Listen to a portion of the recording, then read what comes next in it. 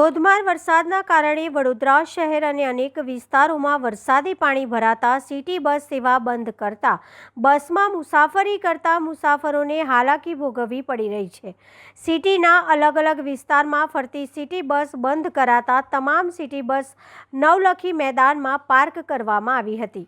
વડોદરા શહેરમાં 2 દિવસ પહેલા વરસેલા વરસાદમાં શહેરમાં 13 ઇંચ વરસાદ ખાબક્યો હતો અને શહેરના અનેક વિસ્તારોમાં પાણી ભરાયા હતા, જેને લઈને વડોદરાની સિટી બસોની સેવા બંધ કરવામાં આવી હતી। ત્યારે વડોદરા શહેર ગત રોજ સાંજના સમયે કાલાઘોડા બ્રિજ બંધ કરવામાં આવતા શહેરના વિવિધ વિસ્તારોમાં શહેરીજનોની સુવિધા માટે ફરતી બસોને નવલખી મેદાન ખાતે મૂકવામાં આવી હતી, જેથી અનેક વિસ્તારમાં ફરતી સિટી બસો બંધ કરાતા મુસાફરોને હાલાકી વેઠવી પડી રહી છે।